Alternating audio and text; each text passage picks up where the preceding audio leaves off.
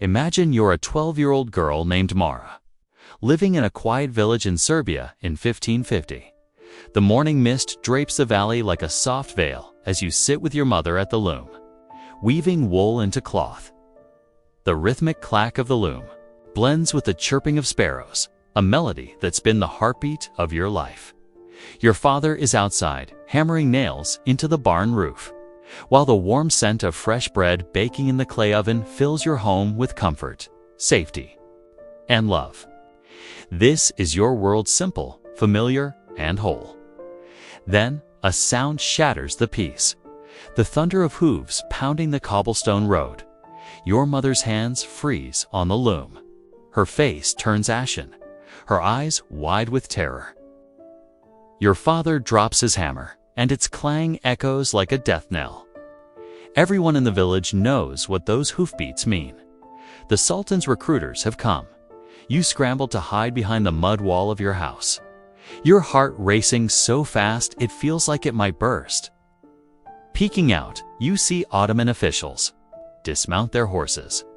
Their silk robes, shimmering with gold embroidery, look untouched by the dusty journey. They carry scrolls and lists, their gazes sweeping over the villagers with the cold precision of merchants appraising cattle. Your mother grabs your hand, her nails digging into your skin. But before she can pull you away, one of the men points directly at you. His finger feels like a blade slicing through your life. Your mother collapses, clutching you, her sobs breaking into desperate pleas in a language the men ignore. Your father stands frozen, his fists clenched, knowing that any resistance will bring death to your family. You're torn from your mother's arms, her screams chasing you as you're dragged to a horse cart. The officials promise you'll join the Sultan's harem, live in luxury, and become part of something glorious. But as the cart lurches forward, carrying you away from the only home you've ever known, all you hear is your mother's voice, fading into the mist. You'll never see her again. This is the beginning of your new life as a Korea servant girl in the harem of the Ottoman Empire, the mightiest power on earth. The horrors waiting behind the gilded walls of the harem will make you ache for those quiet mornings weaving with your mother in your misty village, a memory that will become both your anchor and your torment. You're packed into a creaking horse cart with dozens of other girls, your bodies pressed together in the stifling heat. The air smells of sweat and fear. Food is scarce stale. Bread and thin broth, barely enough to keep you alive. At night, you sleep in flimsy tents that offer no protection from the biting wind or relentless rain. The weakest girls, those who stumble from hunger or collapse in despair, are left by the roadside, their cries ignored as the caravan moves on. You learn your first lesson about the harem before you even reach the capital. Weakness is death. Only the strongest, smartest, or most cunning will survive what lies ahead. A girl beside you, maybe 13, with hollow cheeks and haunted eyes, whispers her name, Anna. She's from a village in Bosnia, torn from her family like you. She tells you she tried to escape on the fourth night, slipping into the woods under cover of darkness. But the guards caught her before dawn, their torches casting monstrous shadows as they dragged her back. They beat her in front of everyone, her screams piercing the quiet countryside. You squeezed your eyes shut, trying to block out the sound, but the lesson burned into your mind. Escape is a fantasy, and defiance is a death sentence. Anna's bruised face becomes a warning you can't ignore. As the days blur into weeks, you learn to move like a ghost, head down, step silent, eyes averted when the guards' gazes linger too long. You've seen girls disappear in the night, some who tried to run, others who simply couldn't endure another day. Their empty places in the cart are like ghosts, reminding you of your own fragility. By the time you reach Istanbul's outskirts, your body is sore, your stomach empty, and your spirit battered. The city's skyline should be a wonder, minarets stabbing the sky, the vast dome of Hagia Sophia, and the sprawling Topkapi Palace. its walls gleaming like a fortress of dreams. But to you, it's a cage. Its beauty hiding a darkness that sinks into your bones like poison in Istanbul. You stand in a stone courtyard, the chill of the cobblestones seeping through your worn shoes. You're Mara, a 12-year-old girl from a Serbian village, now far from the warmth of your mother's loom. The air is thick with the smell of damp earth and fear, your tattered dress clinging to your skin, stained from weeks of travel. Dozens of girls line up beside you, their faces, pale eyes, darting like trapped animals. The Ottoman officials and harem overseers move among you, their silk robes glinting in the gray light, a cruel contrast to your ragged state. The overseers' women, with faces hard as flint, carry an authority that twists your stomach. The men, clutching scrolls and quills, eye you with the cold calculation of traders at a livestock market. This is the first selection, a ritual that strips you bare, body and soul. And it feels like your worth is being auctioned to the highest bidder. The courtyard is boxed in by high walls, their carved swirls mocking your captivity with their elegance. The Istanbul sky above is a heavy gray, clouds pressing down like a lid on your hope. The overseers snap orders in Turkish, a language you barely grasp. Stand straight, eyes down. One barks, her voice a whip crack that makes you flinch. You try to obey, but your legs shake and your fingers grip the frayed hem of your dress, the last thread tying you to your village. You want to vanish, to sink into the stones, but there's no hiding here. Their gazes crawl over you, judging, every inch, peeling away your dignity with each glance. The selection begins, and it's a nightmare of humiliation. The overseers move down the line, their hands probing with clinical precision. They pinch cheeks for firmness, tug hair to check its shine, and inspect hands for calluses that might mark a laborer. They order each girl to walk, turn, and speak. Their questions sharp. Can you sing? Dance? Sew? The girls stumble through answers, their voices trembling. A girl beside you, barely 10, tries to sing but chokes on tears. An overseer silences her with a sneer, shoving her to a group destined for lesser fates. Your heart pounds as the overseers near, each step tightening the knot in your chest. When they stop before you, the world shrinks to their looming figures. The chief overseer, Hadis, towers over you, her face like carved stone, her dark veil, framing eyes that bore into your soul. Look up, she commands, her voice low and menacing. You force your gaze to meet hers, though fear screams to look away. She grabs your chin with cold fingers, turning your face side to side like you're a trinket on display. Clear skin, bright eyes, she mutters, nodding to a scribe whose quill scratches on a scroll. But the ordeal is far from over.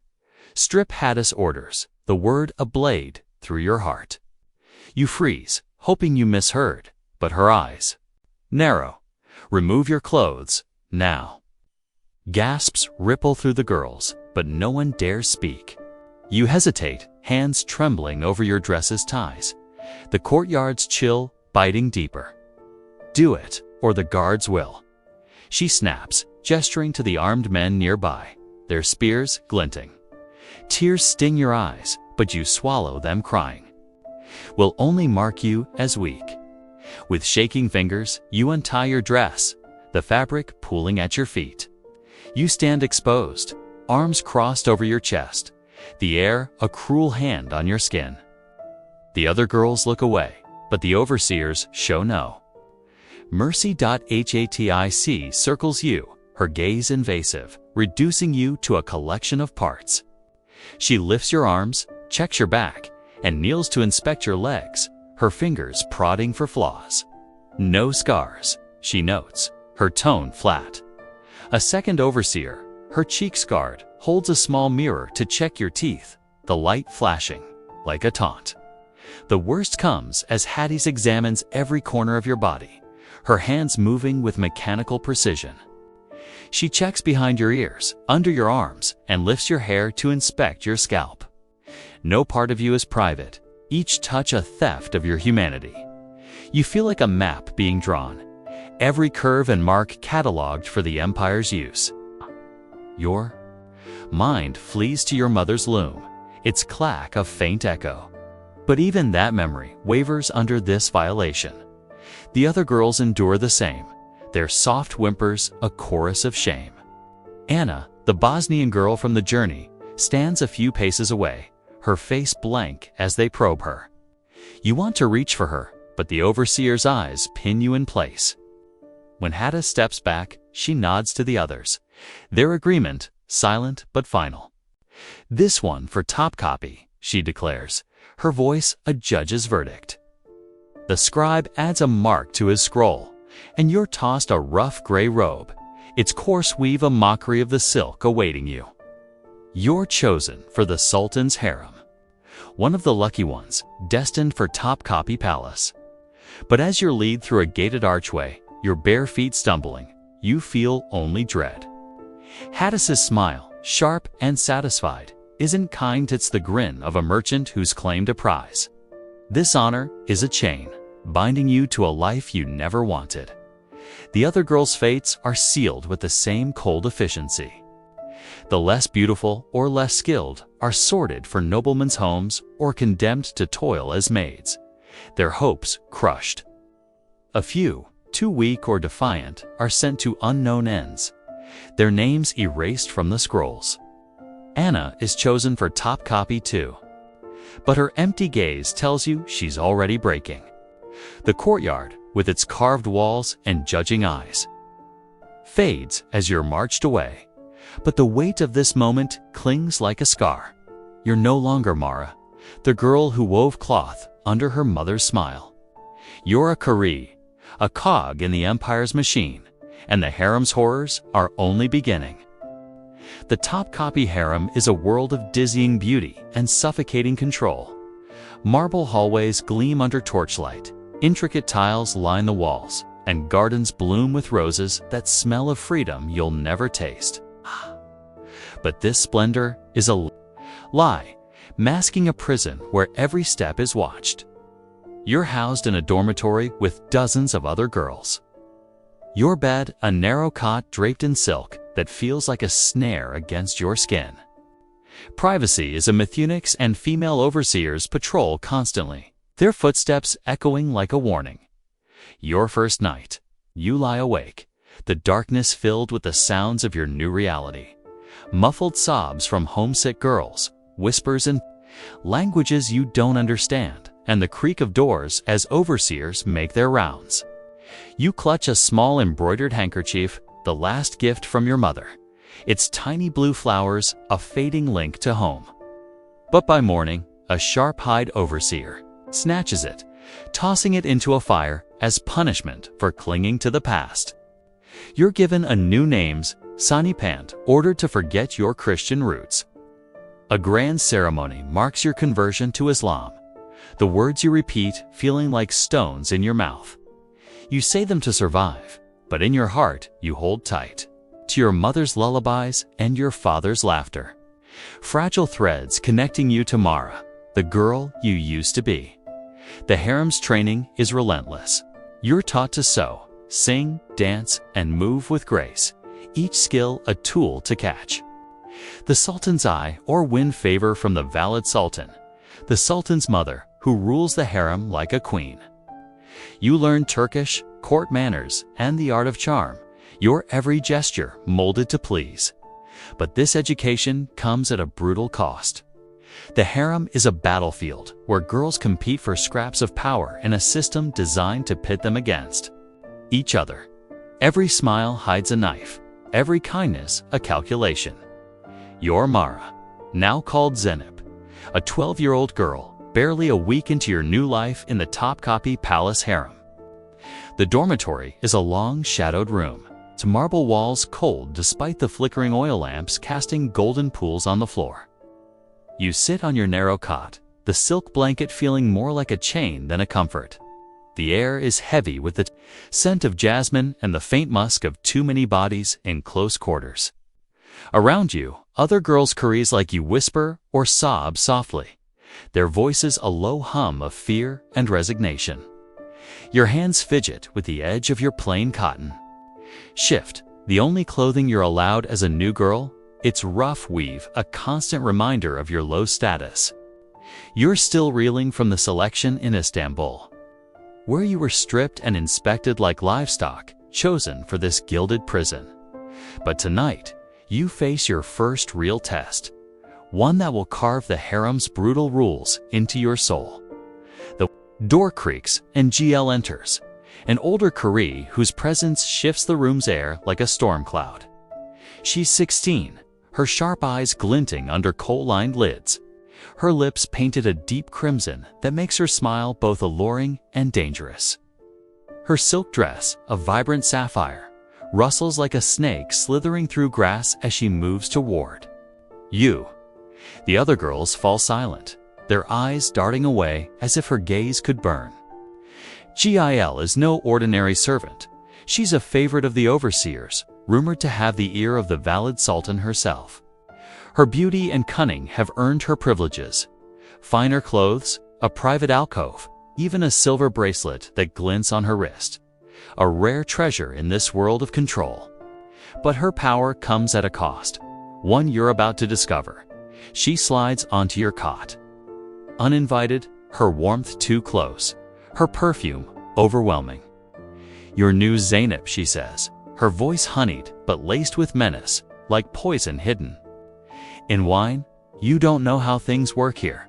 Her fingers brush your hair, lingering too long, tracing a slow path down your cheek. A chill crawls down your spine, your skin prickling as if touched by ice. You're only 12, but you sense the weight of her words, the unspoken demand lurking beneath her smile. She's offering something, but the price is a piece of your soul.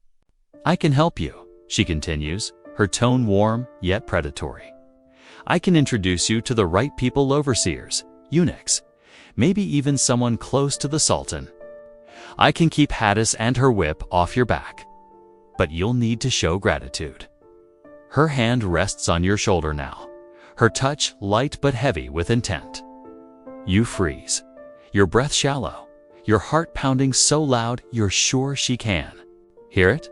Gratitude. You whisper, your voice barely audible, hoping to buy time. GL's smile widens, but it's the grin of a cat toying with a mouse. "Oh, sweet Zainab," she murmurs, leaning closer, her breath warm against your ear. "There are ways to thank someone like me, ways that stay between us." Her fingers slide down your arm, stopping just above your wrist, a gesture that feels like a claim. The harem rewards those who know how to please.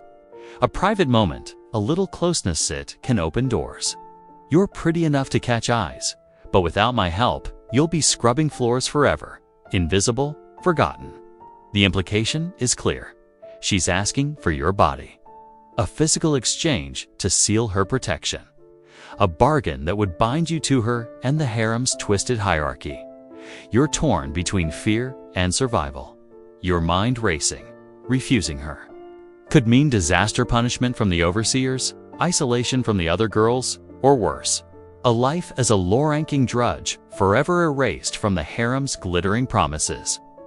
Hadis's cold face flashes in your mind, her whip a specter. Of pain, you've seen girls banished to the laundry rooms, their hands raw from lie, their eyes dull with defeat. But accepting GL's offer means surrendering your innocence, letting the harem claim a part of you that you've clung to through the selection's humiliations. It's not just your body she wants, it's your submission, your complicity, in a system that sees you as a commodity to be traded. There's no right choice, only the least painful one, and the weight of it crushes you. You think of your mother's loom, its steady clack a lifeline to Mara, the girl you were. You imagine her handkerchief, its blue flowers now ashes, a symbol of the home you'll never see again. That memory steals you, if only for a moment. I don't know, you mumble, your voice shaking as you slide back, putting inches. Between you and GL, her eyes narrow, a flash of irritation breaking her sweet facade. "Don't be foolish," she hisses, her grip tightening briefly on your arm before she releases you. "You'll learn soon enough, no one survives here. Alone." She stands, her dress rustling like a warning, and glides away, but her gaze lingers, a predator marking her prey. The other girls avoid your eyes, her silence a confirmation that you've just stepped into a dangerous game. This encounter is your initiation into the harems. Unspoken rules, power comes through submission, and survival demands sacrifice. Jill's offer hangs over you like a shadow, her silver bracelet glinting in your mind as a symbol of the harem's corrupt. Bargains, beauty, and betrayal forged into a single chain. You curl up on your cot, the silk blanket no comfort against the cold dread in your chest. The dormitory's lamps flicker, casting jagged shadows on the walls, like the jagged edges of the choice you'll have to make. You're Zeynep, now, but... Mara whispers inside you, urging you to hold on, even as the harem's claws tighten around your soul. The harem is a web of exploitation woven over generations. Eunuchs, castrated men who guard the harem, wield immense power and often use it to pressure new girls, their smiles masking cruel intentions. Female overseers, many former concubines, hardened by their own suffering, enforce rules with an iron hand, punishing any sign of rebellion. The girls themselves are both victims and perpetrators, older ones preying on the young to secure their own positions. It's a twisted cycle where the oppressed become oppressors. Each act of cruelty a step toward survival. You see this in Myra, a girl from your region who arrived a year before you. She's learned to charm the eunuchs, her songs earning her silk dresses and extra food, but her eyes are dead, her laughter hollow. When new girls arrive, she sizes them up with the same calculating gaze the overseers once turned on her, ready to betray them for a sliver of favor. Then there's Alina, a Greek girl who refuses to bend. She rejects every advance, enduring beatings and days locked in a tiny cell. Her defiance inspires you, but it's a flame that flickers out. One morning, her cot is empty, her name erased from the harem's records. Whispers say she was sent away or worse. Her absence haunts you, a warning of what happens to those who resist too fiercely. You try to carve a middle path, doing just enough to avoid punishment while guarding the core of who you are. But the harem is a machine, grinding down every shred of individuality. Every day tests you, pleasing a cruel overseer, dodging a rival's sabotage, or swallowing your anger when you see a younger girl suffer. The harem's beauty, it's golden. Lamps perfumed air and shimmering silks becomes a cruel irony. A glittering cage that traps your soul. The tension builds over months, each day tightening the knot in your chest. You cling to a secret ritual to keep Mara alive at night. You trace the shape of your mother's handkerchief in the air, its blue flowers, a defiant emblem of your past. This tiny act of rebellion is your lifeline, but it's also a risk. The harem's rules forbid any connection to your old life, and discovery could mean punishment or worse. The climax comes during a grand banquet, where the Sultan will choose girls to serve him personally. The harem buzzes with anticipation, every girl primped and polished like a jewel.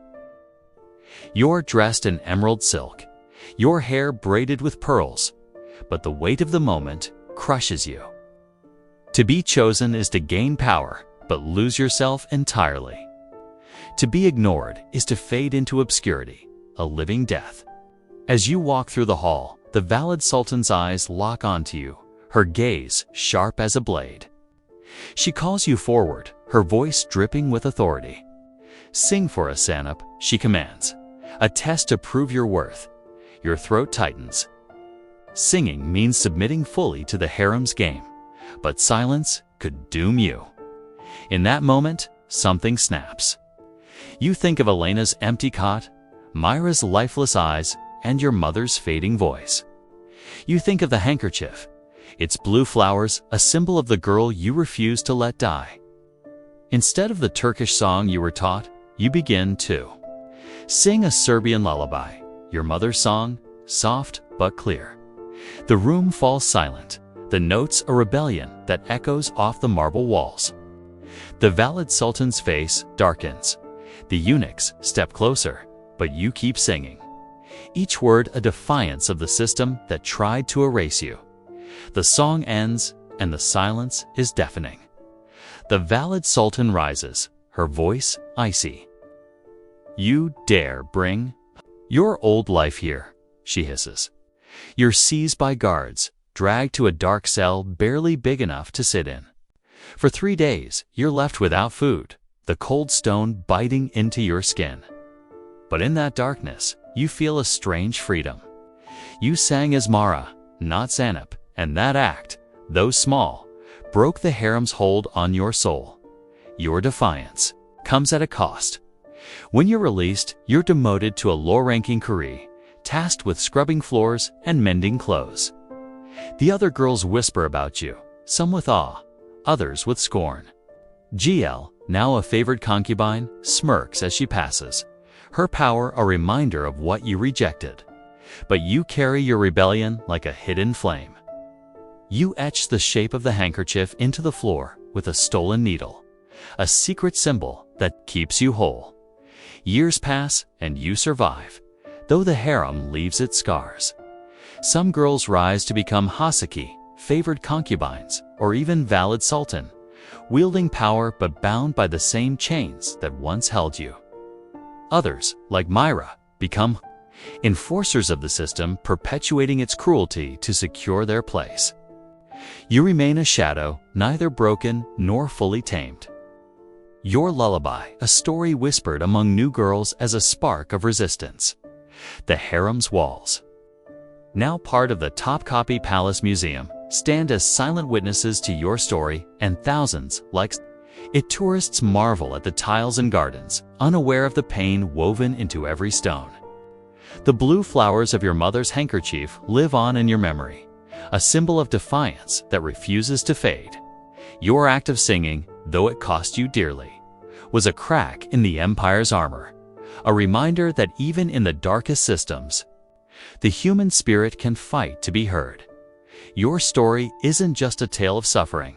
It's a call to remember the countless girls whose names were erased, whose voices were silenced, but whose resilience echoes through time. The harem's horrors reveal the cost of power paid by those who had no choice. As you imagine Mara standing in those marble halls, her lullaby ringing out, you're invited to question, what does it mean to survive in a world that demands your soul? And how do we honor those who fought in their own small ways to remain human?